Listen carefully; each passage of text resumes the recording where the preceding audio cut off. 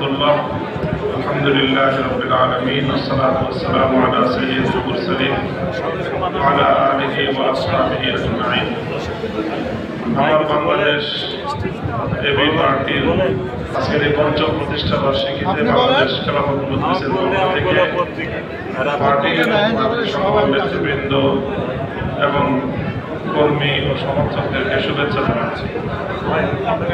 বাংলাদেশে রাজনৈতিক অঙ্গনে আমরা কয়েকটি ধারায় কাজ করি। আমরা বেশ কিছু দল এবং সংগঠন রয়েছে যারা বাংলাদেশে ইসলামী রাজনীতির চর্চা করি এবং ইসলামী একটি রাষ্ট্র প্রতিষ্ঠার জন্য আন্দোলন করি একটা আদর্শিক জায়গা থেকে। ঠিক আমাদের মতোই আদর্শিক জায়গা থেকে আরেকটি পক্ষ বাংলাদেশে রাজনীতি করে, যেটা বামপন্থী রাজনীতি। তারাও অনেক কিছু অত্যন্ত সৎ এবং ভালো কিছু কর্মসূচি নিয়ে বামপন্থী দলগুলো রাজনীতি করে। ইসলামপন্থী এবং বামপন্থী রাজনীতিতে অধিকাংশ সময় দুই মেরুতে অবস্থান করে থাকে।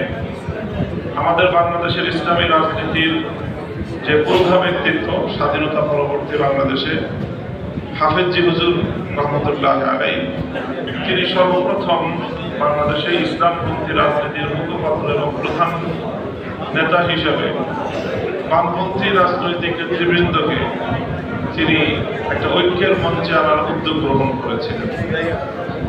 এখন বাংলাদেশে ঠিক মাঝামাঝি আরো বেশ কয়েকটি রাজনৈতিক দল গড়ে উঠেছে। তার মধ্যে অন্যতম হলো এবি পার্টি, গণ অধিকার পরিষদ এবং সাম্প্রতিক ছাত্রদের গড়ে ওঠা এনসিপি সহ আরো বেশ কিছু সংগঠন আমরা মনে করি যারা আদর্শিক জায়গা থেকে বড় রাজনীতি করছে।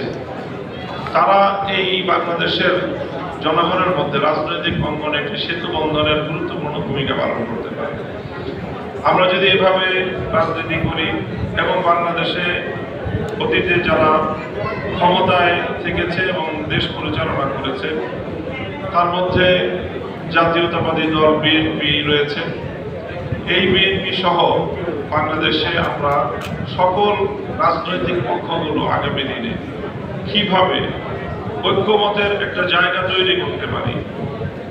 ফ্যাসিবাদী শেখ হাসিনার যে রাজনৈতিক প্রধান দর্শন ছিল যে বাংলাদেশকে বিভক্ত করা এবং বাংলাদেশকে বিভক্ত করে দেশের মানুষের মধ্যে এমন একটা সংঘাত তৈরি করা যাতে দেশটা কখনোই শান্ত হতে না পারে, ডিভাইড এন্ড রুলের যে পলিসি সে অনুসরণ করেছিল, ফ্যাসিবাদের সাথে সাথে তার এই নীতি যেন বাংলাদেশ থেকে চিরতরে উৎখাত হয়।